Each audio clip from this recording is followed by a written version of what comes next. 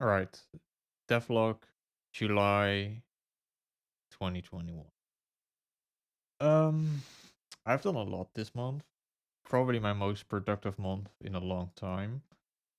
And yeah, well, let's just get started because I have so much to talk about and I don't want to go over an hour. First thing is first. I've done the main thing I wanted to do this month, which was create a save system. So I can now save the game and load the game at any given time, like most old games do. So I can quick save by F5, I can then walk away, and then press F9, and then I can load back to the position I was. This of course also saves object states. So here I have these doors that are currently closed. I can open them up with a switch.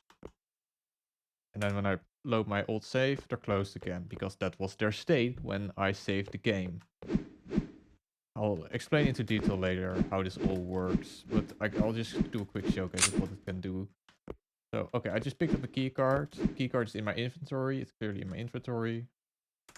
I reload and the keycard is gone, but it's back on the table because that's where it was when I saved and then I loaded it again. Very easy. I can send this elevator up, press F5, quick save, wait for it to be up. And press F9, and oh look, it's back here. This all seems very easy, but it wasn't difficult, it was just a lot of work to make sure everything saves enough variables so it can be reloaded in the correct condition. I've also completely reworked how elevators work. I have actually reworked, not everything, but everything is now in C++. Everything related to gameplay, at least. And here's also a fun small thing I've done is when I was reworking lamps, I also reworked how flickering lights work. And I did something really funny with it because either this month or last month there was this super popular post on Reddit. Of course, all the game journalists immediately had to make articles about it. That was that Half-Life Alyx uses the same flicker technology. It's just a piece of code, which technically is technology, but whatever. It uses the exact same flicker system that was used in the first Quake. So you can see a flickering light in Quake that flickers the exact same way in Half-Life Alyx. But what I've done is I've taken this exact same flicker system and put it in my game as well. So if I go to my game and then come to lamp,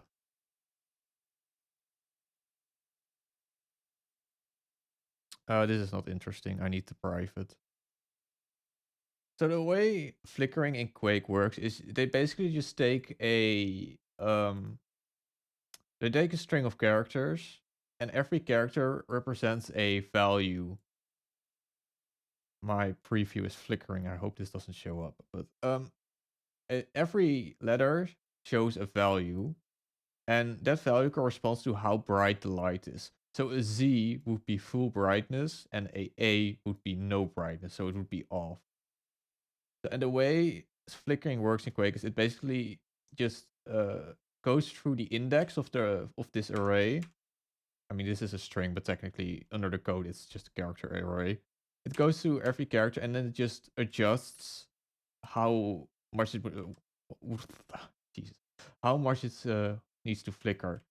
So that's basically exactly how I programmed it in my game. It does the exact same thing. So I have so here calculate light brightness. This is some good old character calculations. Yes, you can actually calculate stuff with characters. It makes no sense. It's math with letters. That's just how programming works. I guess I'll explain it real quick. It's just very interesting because every programmer knows this. But the way it works is that an A is a specific index, and you can basically take A as the starting index, and a B would be starting index plus 1. So that's basically how you do calculating with letters, which is pretty funny. I mean, it's a nightmare for starting CS students, but once you get the hang of it, it's pretty fun to use. So yeah, my light now flickers the exact same way it does in Quake. So it's just a very funny Easter egg, and I wonder if people are going to. I mean, I already know that if my game comes out and people are just gonna find this video and they're like, oh, it's just a fun Easter egg for me. Like, it flickers the exact same way it does in Quake. Amazing. It also doesn't go flickering when I turn it back on. That's just something I haven't programmed in yet. Okay. Talking too long. Next point. Full C++ integration. Yeah, so also, like I already said, everything is now in C++. So if you look at my... don't crash, please. For some reason, Visual Studio crashes if I pull the Solution Explorer out of its window. I don't know why. That's also the reason why it's on the right. I actually want my Solution Explorer to be on the left, but every time when I try and drag it to the left, it crashes. So, great. Everything is in C++, like I said. So lamps, pickups, and the reason why this is I said this in the last video, the reason why this is I can only save objects that are in C++ because my save system is also in C++, and blueprints, because my save system is C++, I can't save anything that is blueprint only. So that's why everything has to be in C++. At first, I thought about only putting the variables that need to be saved in C++ and still have the game logic run on blueprints. But when I was also doing this, I was just like, well, why the fuck would I do that? Why would I why would I go to the trouble of making a C++ class and inherited it to blueprints just to have still the game logic run on blueprints? That's just ridiculous. Like, I might as well just put in the minimal effort and also program everything back into C++. So doors work now in C++. I'm not gonna go through everything because that would take too long. I've already explained lamps because Quake. But I think the most improvement is in weapons and in elevators. So I'll quickly explain elevators. I'm blind. There it is. So elevators are a lot more, you say, less idiotic, I guess. Elevators were very complex the way they worked. I had to keep track of a lot of variables and it was very easy to fuck up. Also, elevators used to be dependable on doors. So the way elevators previously worked, I had a door, I had another door, and then I could put the doors as references in the elevator. And then the elevator would automatically move to the levels the door is in. Which the problem with this is that it made the elevators dependable on doors, whereas now I can have elevators that are independent of doors. And the way this works is I basically just make an array of positions, and then I bind it to an index, which would be the elevator index. So if I open SK elevator, SK elevator. Oh, that's the wrong one. There. I just have an array of movement targets, which does mean I have to painstakingly look at what the coordinates are of the. So it takes a bit. It takes a bit of time to set up because I have to go back between what is the starting position, that, then go back to SK elevator, plug that in. I could make it I could make it offset based, so it takes the original spawn point and then use it as an offset. But honestly, I'm happy with this. This works fine. It takes a bit of time to set up, but it's very accurate, and I don't have to be confused about where it's going. I can then set current elevator position. So I can now also set the start position of the elevator. Previously, elevators were always stuck at their base starting position, and now I can... And I couldn't really program it in because the way I would have to program it in was really hacky, but now I can just set it free, and it would start at position 3. So that would be position 3.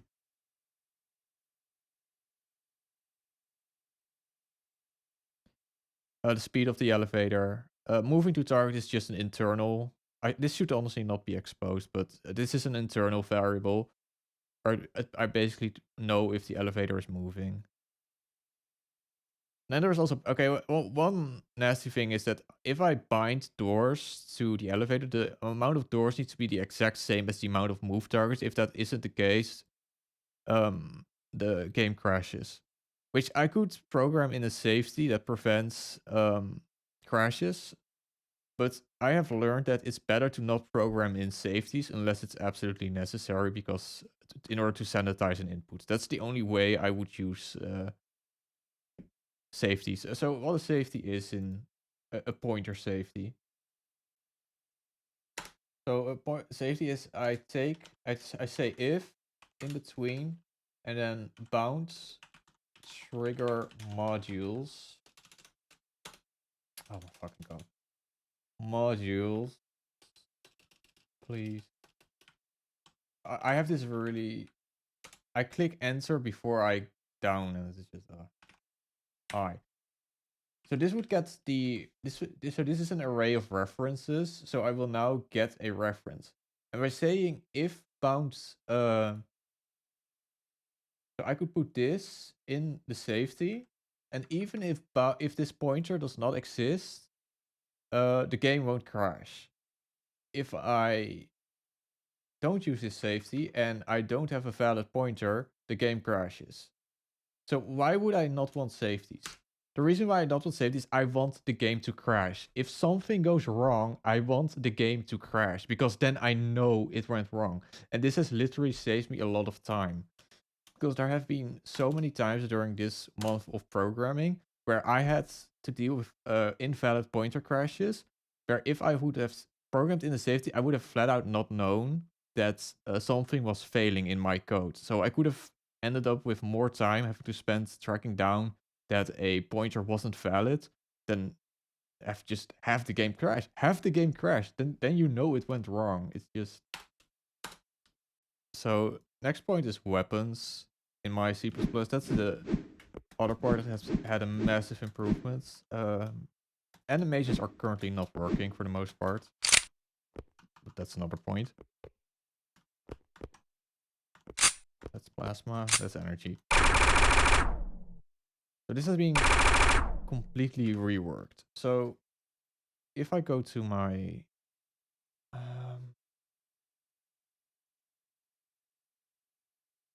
weapons, SK weapon. So basically everything is now done. Timers, it's a pretty beefy file. Old fire, it handles everything. So the way, it's no longer modular, but it is basically.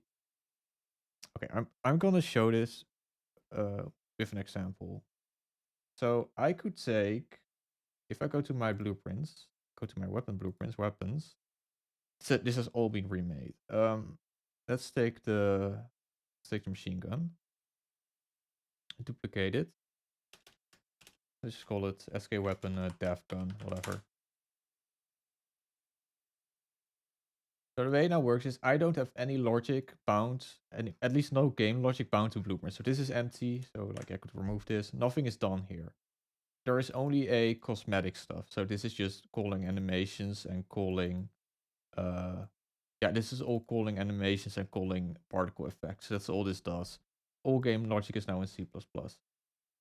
So I basically just have a really beefy stats file, which I can basically just tell what I want from the game. So if I want a different if let's say I want to shoot rockets, I can just say here, oh, this is for alternative projectiles. I actually want it for base projectiles, so rockets.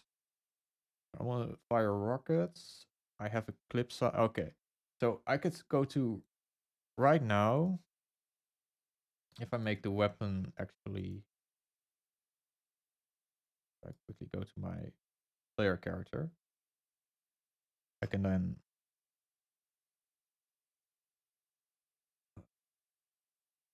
I just realized the faction is wrong. Player. Not that that would matter. Right now, every faction is hostile to each other. Dev gun.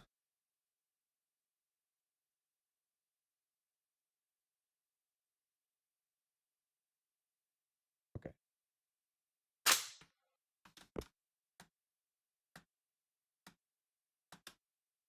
I can also now save the game and I would be able to quick load it.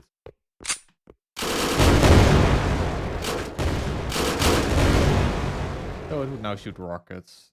Pretty great. I can also then change the name. So weapon name, just call it the death gun. So ammo type, I don't know, just pew pew.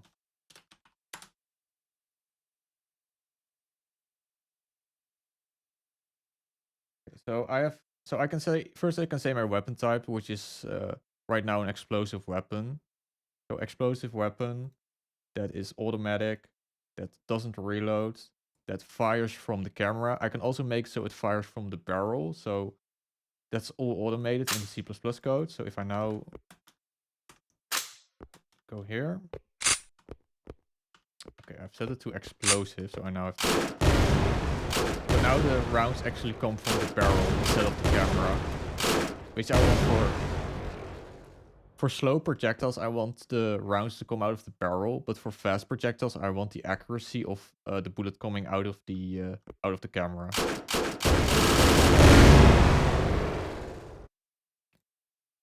I could change the fire rate, so I could say this is a very high fire rate. So I could say like every 10 times per second. That's still very high. Burst delay, that's for if I want burst. So let's see if I can do that. So firing type, burst, and then I can say burst count, burst number. Let's say 5. So 5. So it should now fire 5 per trigger pull. Yeah. And now I have a burst fire. So this way I can make weapons very quickly. So I can also make it, and I can also add a reload. So if I go to reload type, I can say, so individual means you reload individual rounds. Normal just means it reloads the entire magazine or clip, whatever, in one go. So I could say this, and now it would have a clip size of 10.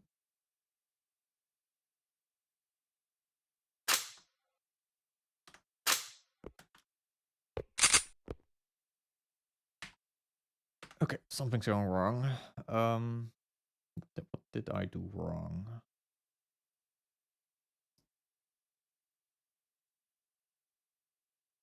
Reload type, normal. Oh, clip size is 10. Pallet count. Probably has to do with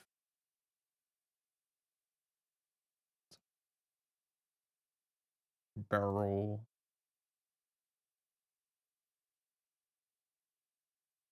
B feeds from clip. I don't know what this variable does. I guess I'll... Ah, shit. I pressed quick save first. Quick save.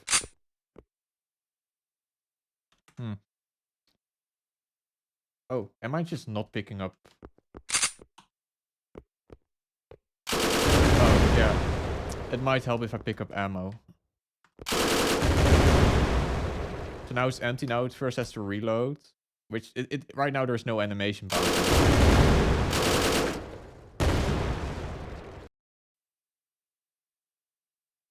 So I can also set my alt fire type, so I can send alternative attack. Then I go to alt, so I say weapon. Let's say I want to, let's say it's a shotgun. Let's say it's semi-automatic. It doesn't feed from a clip. It goes from the camera. Alt fire rate, so let's say 2. Alt ammo use per shot 1. Alt pellet count 1. Oh no, pellet count, let's say 20, so 20 pellets. So I don't want to shoot. Actually, let's say it shoots grenades. Let's make it shoot grenades. Let's say 10 grenades. Minimum spread would be 10. Maximum spread would be 20. Spread on shot, I mean, let's say 1, whatever.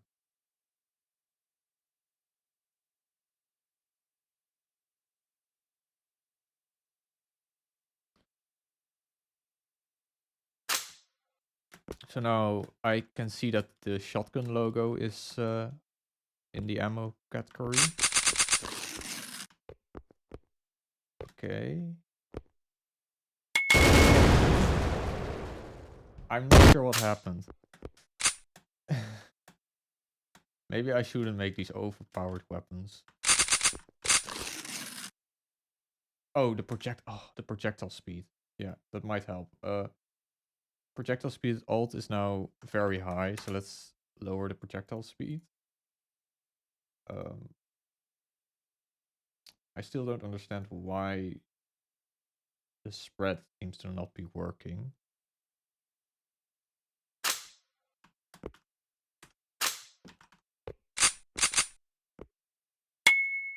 Yeah, I think it's just 10 rounds. Yeah, the spread is not working. I don't know why.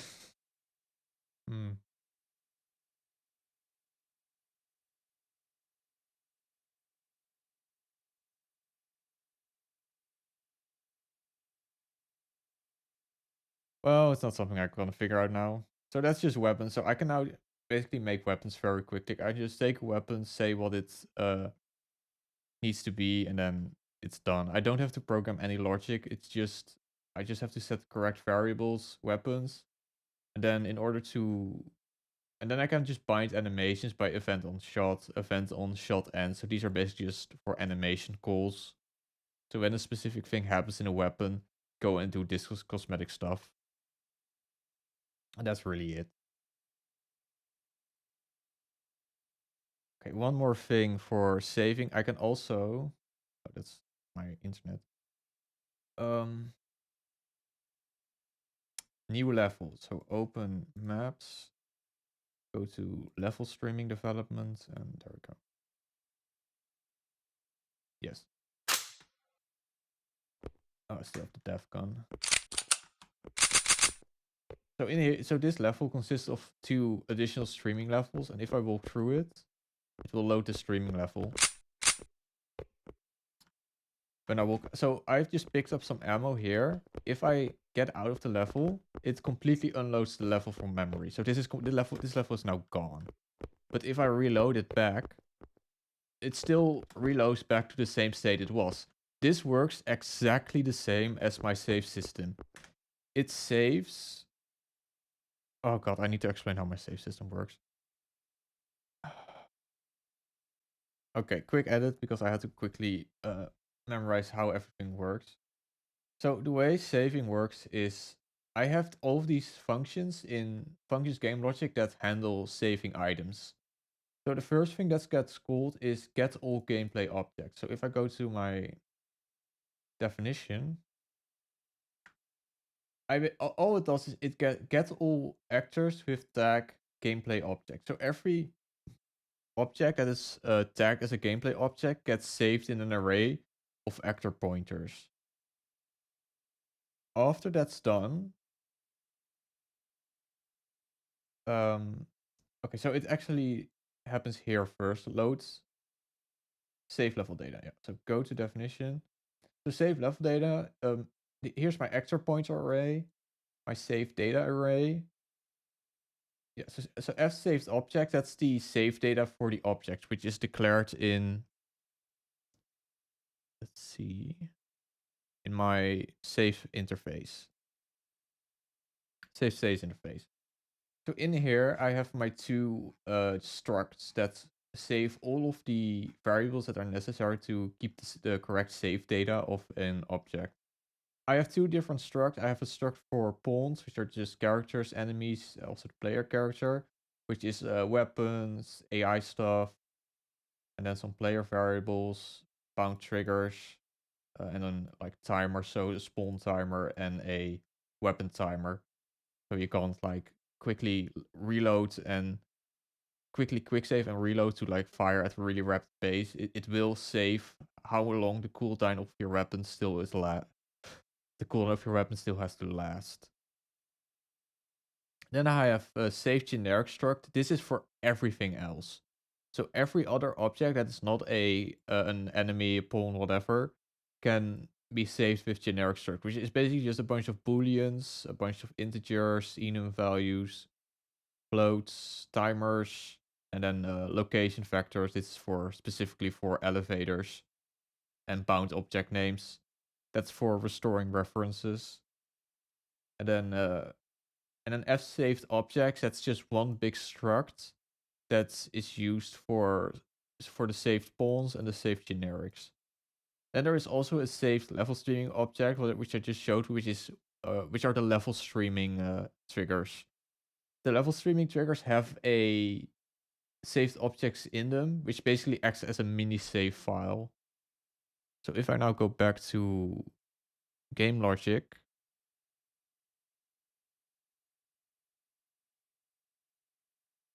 so that's what saved objects is. Then I make a save game. So save game is in save data, the public save data. So this is my level save file.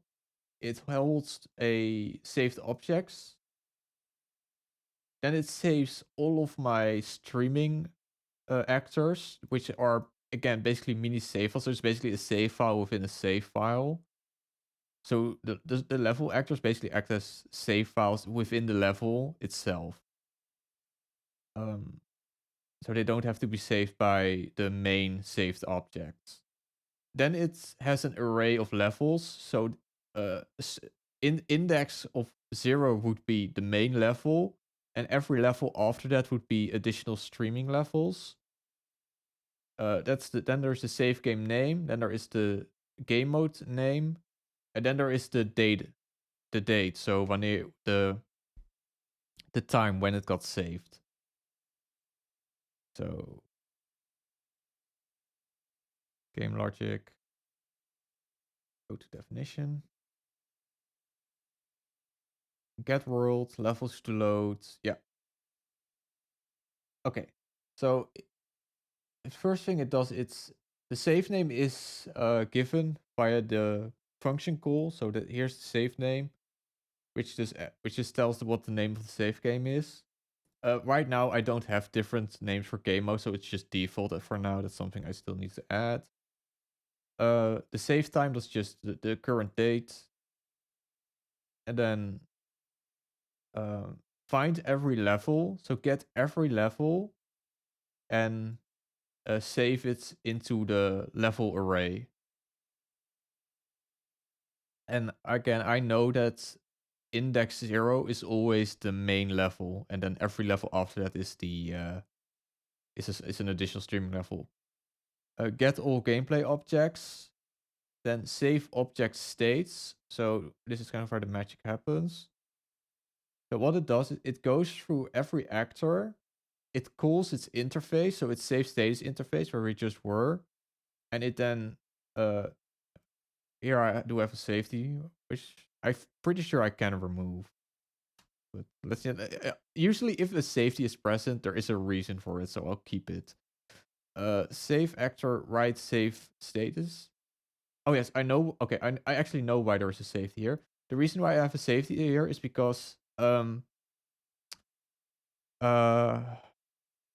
streaming objects are also game logic objects, but they are not inherited of ISK save status interface. So the reason why there is a safety here is just to prevent level streaming objects from crashing the game.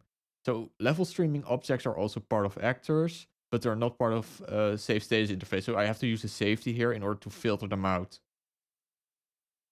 So for every other saved actor, I have to write saved status interface. So I can go to definition, and there are a whole bunch of definitions because these are for every definition. So I could go to the elevator. And what the elevator does is it first calls write basic vars. So that's the same for every object. So if I pick the definition of it, that's just the class, the name, the location, the rotation, and the level name it's part of. Then I saved what the current elevator position target is. I save if it's currently moving. I save if it's currently active, so if it's possible to even use the elevator.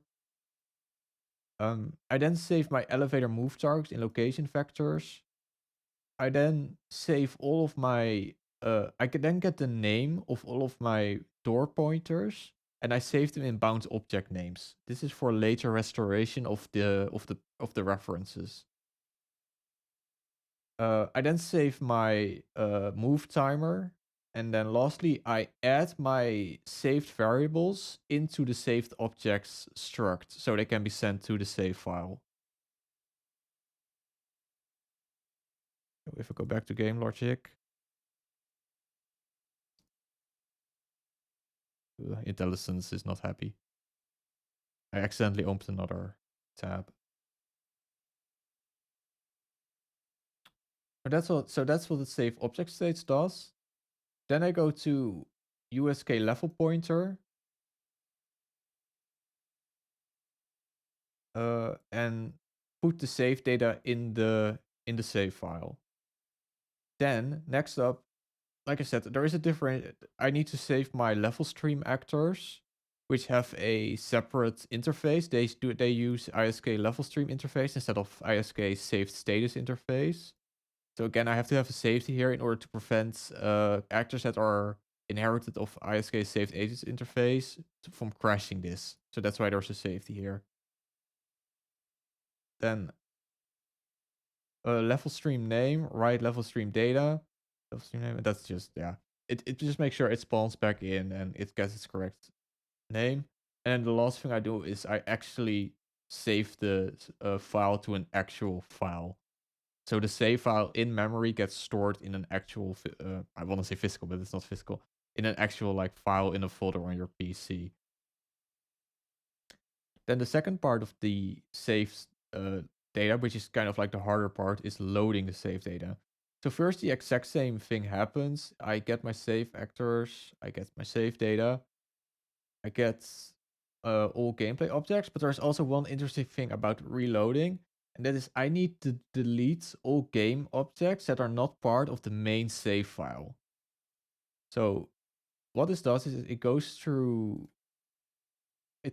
all the actors. Delete. Oh no, wrong function. No, what I do is I get all gameplay objects and then I delete them because this is my reload. So when I load the level, it also loads all of the old gameplay objects in their original spawn state. Those actors I don't want. So all of the enemies, actors that are in the initial loading of the game needs to be removed because they need to be replaced with the objects that are in the save data. So delete every actor that is tagged with gameplay object. Open the save file, give it a pointer, and then make an array for respawned actors. What am I doing here?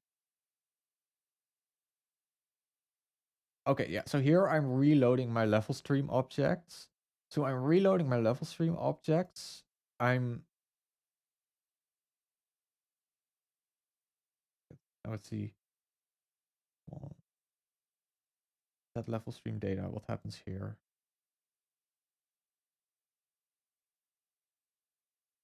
Okay, that's just, okay, so this is just setting my level stream data. Yeah, here. So, and here, so this just reloads all of my level stream triggers. And in here, so every level then spawns its own actors. So every level consists of multiple levels. So I have the persistent level and then I have my stream levels. So this is with the stream levels off, this is with the stream levels on. And I need to make sure that the level every actor is in gets reloaded back into the correct level, because if I don't do that, my save system wouldn't work. So these actors here are part of level stream 1. Whereas if I were to reload the game and not put them back into level stream 1, if everything will go wrong.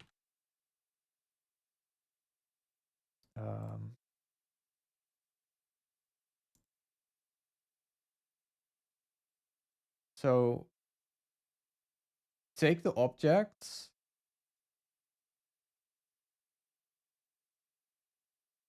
but only respawn the game objects from the correct level.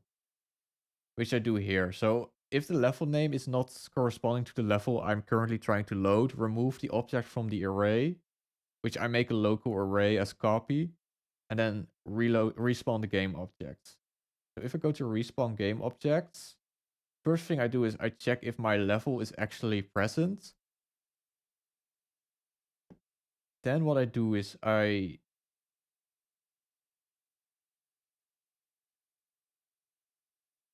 so first thing I spawn all my actors with their saved transforms.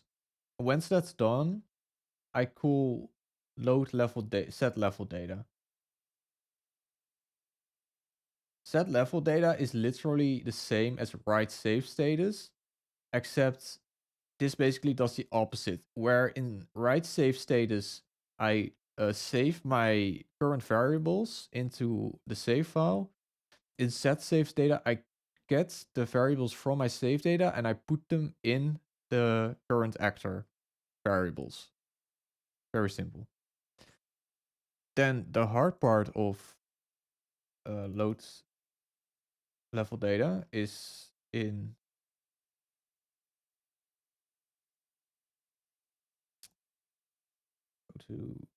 that's declaration. I need definition. It's the last part here. So restore saved references. So if I go to peak definition, I take the door. Yeah. Okay, so here after all of the actors are spawned back in, I then need to start with the second part, which is restoring all of my references. So actors have references to other actors, and I need to restore those references. So here's the reference, a teleporter actor. And what I basically do is I have a find names variables, which is saved here. In find names is saved teleporter bound object names, which is the original name of the old reference. And in order to restore the reference, I need to basically just find the actor that corresponds with the name that was saved. So this is in my SK saved status interface. I basically use the exact same function of getting all of my gameplay objects. So go through all of my gameplay objects and see if the name of the gameplay object is the same of the name of the object that I want to find. And if that is found, then return that reference here. So that's how I restore my bound teleporter.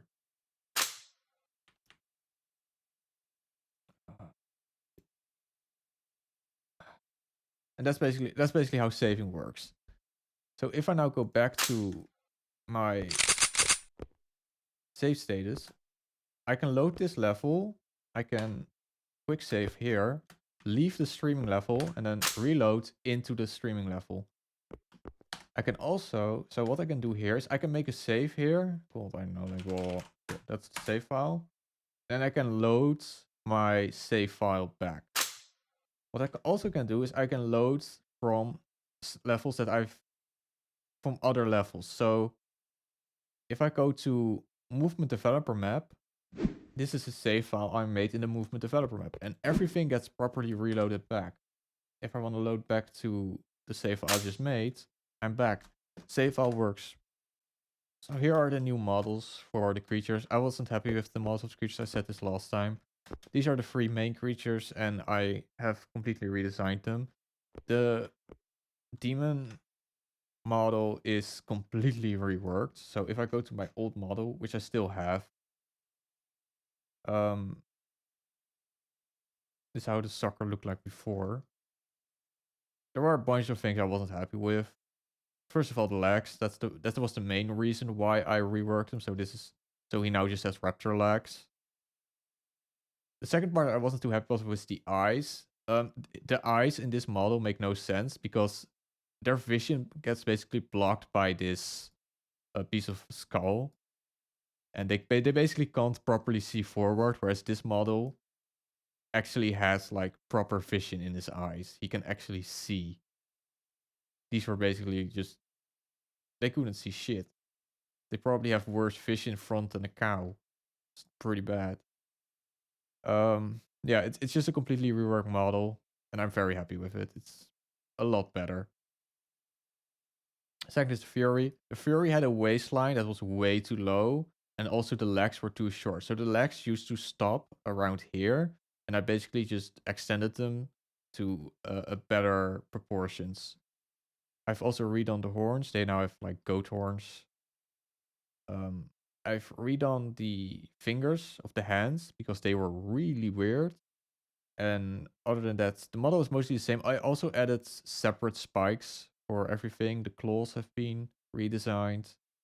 The feet are still the same, but I did have to retopologize the model, and they now have a tongue and a tail. But like that's just minor stuff. This was the fastest one to redesign. This one wasn't too difficult. It did took long to remodel because it's a very complex model with the wings. So retopology did take the longest, but actual redesigning it didn't take any longer than the others. This is the probably the best one that has been redesigned, which is the Minotaur. The old Minotaur just looked awful. Minotaur. No, that's the redesign. Yeah, here. So this is the old model. So this was the old model of the Minotaur, and this is the new one. It's much better. Again, first off, the legs. This one had these like weird stubby legs, and this one just has proper legs, which is gonna be much better for movement. I also made a mistake with the anatomy in terms of the hoofs. So you have four main bones in a leg. So you have the upper leg bone, the lower leg bone, then you have the foot bone, but then there's another thing that's the hoof bone. Here, right here, there's actually another hoof that can articulate separately uh of the foot. Whereas with this model, I only had a foot bone, so this lower part of the hoofs couldn't articulate. So this is gonna look way better when it's actually gonna be animated. I've also improved the hands. I made the exact same improvement to the hands to the Fury that's with the Minotaur. The hands are now a lot better. Also, the claws are now a separate model instead of being awkwardly extruded out. And of course, the biggest improvement, which is just extreme night and day, which is the head. The heads, I'm gonna say it looks like Goofy from Disney. It's pretty awful. It's the derpiest face I probably could have ever made. I mean, to be fair, this was the first full creature model I've ever made, and the redesign is vastly superior than whatever this Disney hellish monstrosity. Again, same thing. The horns are now a separate model, whereas with this model, the horns are basically extruded out from the same model. So in theory, I could very easily replace these horns with something else if I want some variety. Also, the ears are actually kind of like elfish ears. I don't know. I used some references from other things. I'm not sure about this ear, but I'm not gonna change it. At least it's better than the goofy flappy ears from comedy, Disney, whatever. Another thing that I'm gonna do with the models is actually bake normals into it. So if I go to my new demon model,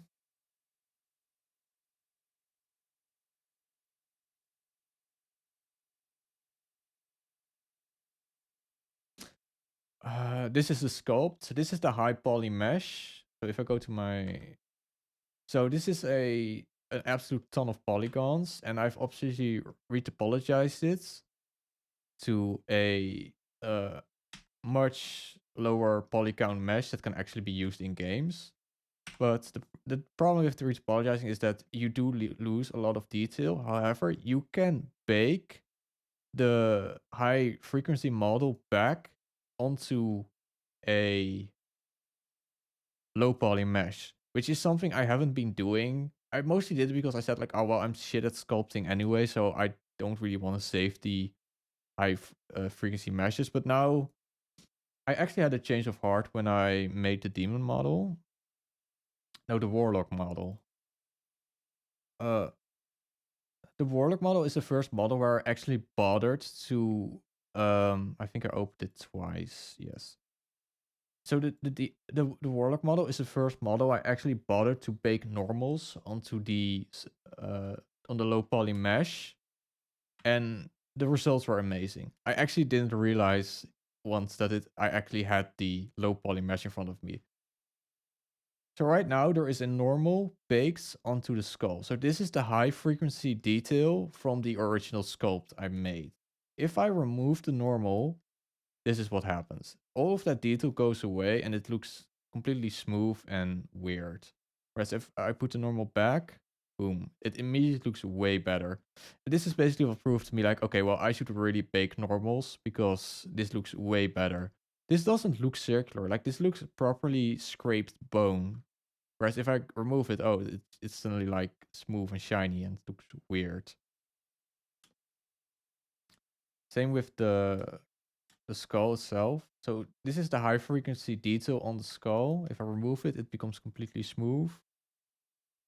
There. The difference is night and day. So I'm gonna bake normals for every creature I make from now on because it's just it looks way better.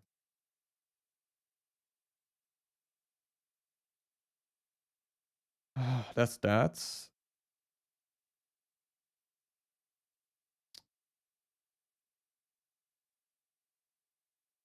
All right. Substance designer. Yes. Okay. Use this program then to actually manually make. So these are the new bricks I've made in design. This is just something this is my first attempt at this program. And honestly, I already think it looks way better than so this is these are going to be the new textures and these are the old textures.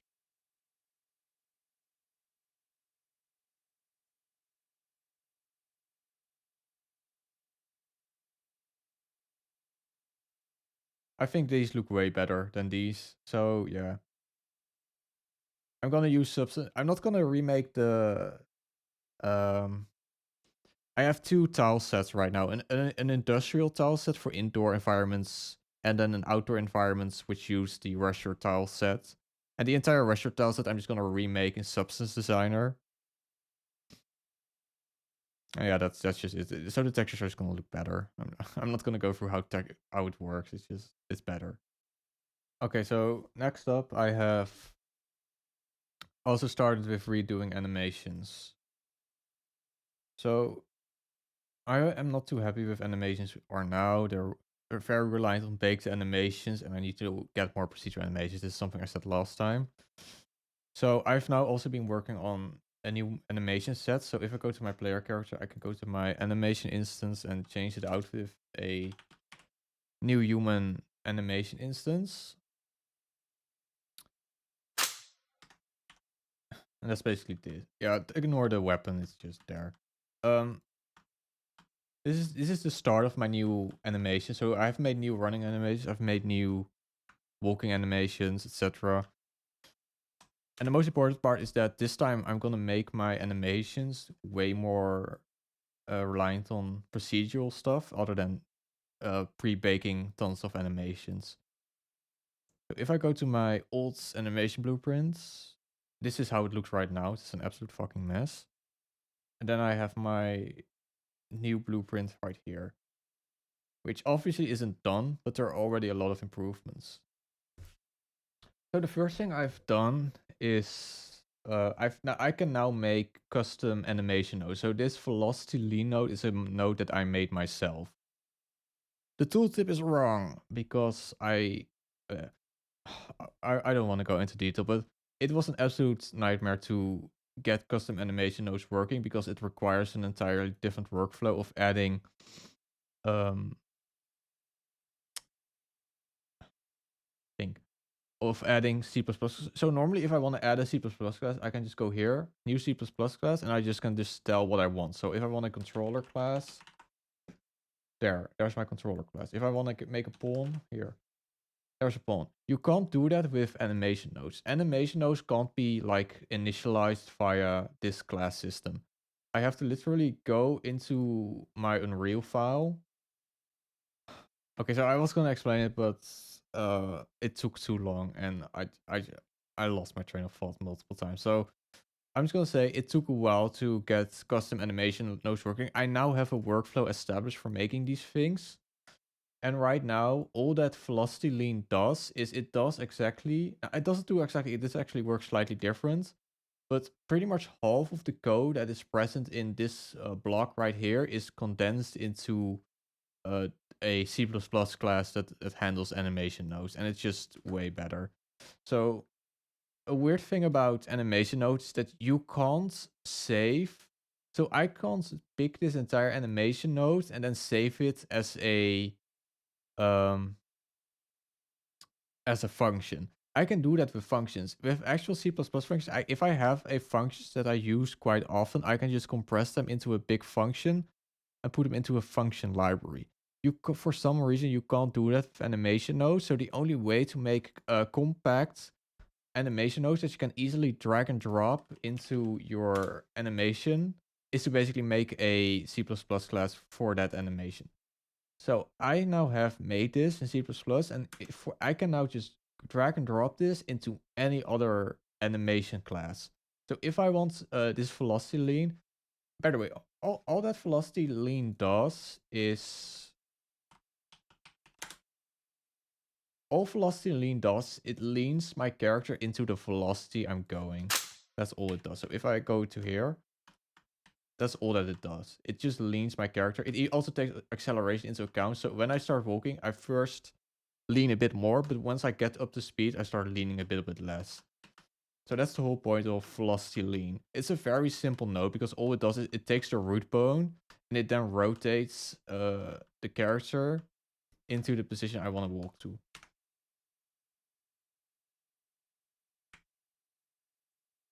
So that's basically just I made this week just as like a test. And now that I actually have a workflow established, I can start working on more complex animations.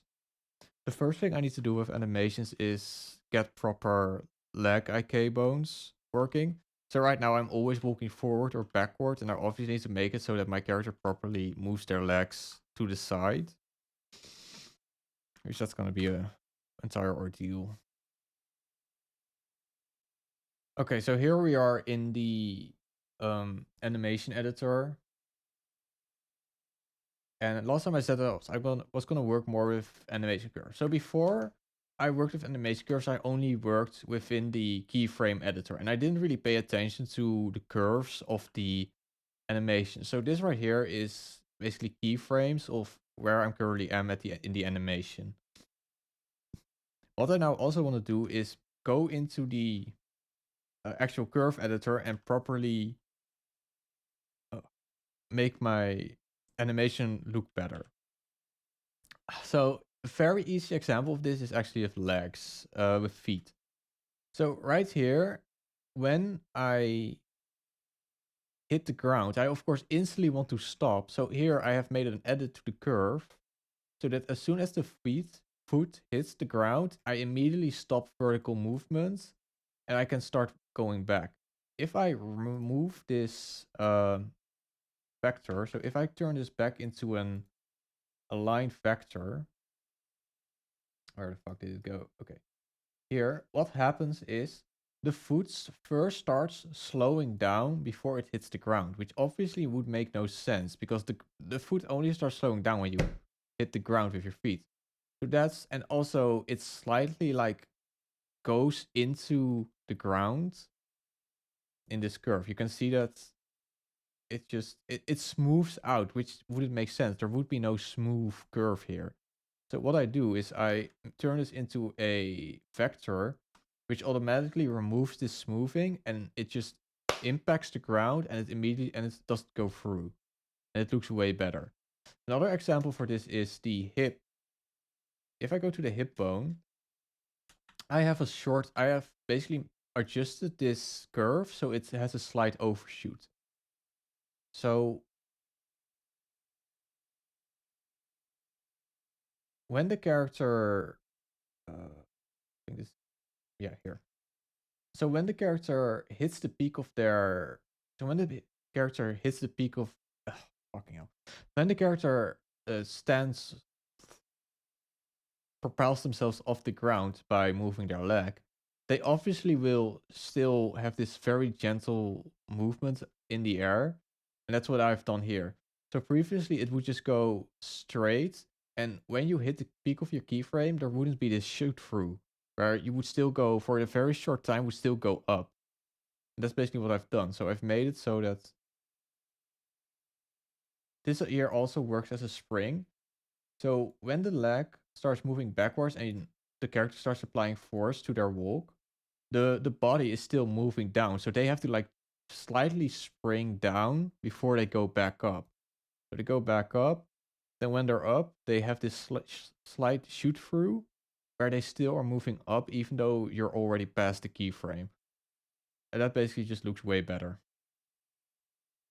And that's just it. Like I now know how to work with Blender curves to make better animations, and I'm gonna remake all animations while also paying attention to stuff like this, and it's just gonna look better.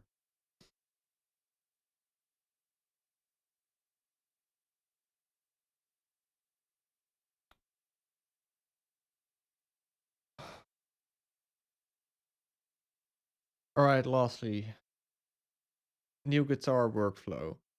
So I have actually bought a virtual amplifier for Reaper, which I can't show right now because I'm currently using Reaper to record my voice. So I'll just probably, the reason why I've uh bought an I needed a better guitar tone. My guitar tone was very muddy, so there are two things that I've done. Alright. Number one, I've actually fixed my down-tuned guitar. So this guitar was not recording ready. Its intonation sucks. It sucks. The intonation is terrible, but I've at least fixed it to an extent that it can be recorded with. So before I had I'm not gonna explain it. Fuck it. So this guitar is now recording ready, and the reason why I'm saying this is before all of the songs I make for Speedkills are in C tuning. The problem is the guitar I previously recorded with is in E tuning, and I basically used a digital detuner to detune the guitar down to C. The problem is this process made the guitar tone a little bit muddy, which unfortunately also affected the final like render of the audio. So I now have an actual C-tuned guitar that I can use. And it already sounds way better because I don't have that muddiness of digital down tuning, and I can just also the strings are much thicker because it's a lower tuning. So it more power comes through with more clarity. So it's louder while maintaining more clarity. And that's just exactly what I want. It's the exact same thing with the new virtual amplifier. The new virtual amplifier I have can actually produce a guitar tone that is not very muddy. So the old freeware guitar amplifier I used, I did my best, but even with my best attempts, it still always sounded a bit muddy. And for video game soundtracks, you really want a guitar tone that is both very saturated, very heavy, but also maintains note clarity. So you can easily differentiate between different notes. That probably didn't come through to your mic. Okay, so I'll edit an additional piece of me playing after this because I can't do this while I'm recording voice audio. Um, yeah, that's it. I've also haven't found a new synthesizer, which I really like. I found the Surge synthesizer. So I also want to put some more synthesized sounds into the tracks. So I'm gonna make two tracks. So there are two tracks right now that I hate. So Origins is going to be removed. I don't like Origins. I think that's one of the worst tracks I've made. And the second one is Attack Vector. So Attack Vector, and I can probably just show it. Go to songwriting, albums, demos. Let's actually take the game tracks. So attack factor.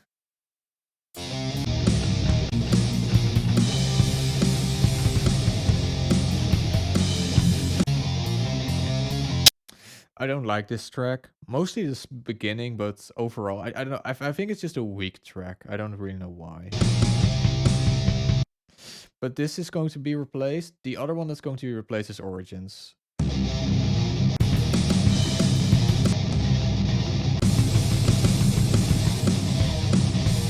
The reason why Origins is going to get replaced is it's obviously a nod to Doom, because the first part has this descending piece of these descending notes that are very similar to what is it? Knee Deep in the Dude. It's paying homage, but I'm just afraid that people are going to think it's plagiarism, and the difference between plagiarism and homage can be a bit muddy. I also have a Metallica style. It's literally not Metallica. It's literally the from Master of Puppets in there. Like it's meant to be a homage to what's original, original retro FPS were, which was basically just classic metal with, I mean, classic metal. That was basically what it was. Like many songs were inspired by classic metal. So it was just paying homage, but I think it's just a bad thing to do. And I'm just gonna get accused of plagiarism. So I'm just gonna make 2 entirely new, unique songs and I'm gonna play. So I've already made one. It's completely done. I'm just thinking about whether to upload it or not. I'm probably gonna upload it this week or next week, whatever. And then I'm gonna make another song, which I've already in my head. I already know what I want it to be. I want it to be with like a heavy synth synthesizer work, but like that's not still something I'm gonna do next week. But it's something I'm looking forward to. I really, really like the new guitar tone I have. It's very clean yet very heavy, which is exactly what I want. I mean, it's not exactly what I want, because that's super clean yet super saturated, distorted guitar tone. It is a bit sterile. Like again, for game soundtracks, you want that because you want that clarity. But if I actually had to make a guitar tone for like an album or something, for an actual metal album, I would actually use a more dirtier, more grittier amplifier, something with a bit more soul and a bit more warmth to it. But yeah, that's it. So again, next month will be completely focused on animations, redoing, getting all the enemies working again, and then after that, I'll see. I'll see. That's it. So I'll just put some me playing behind this.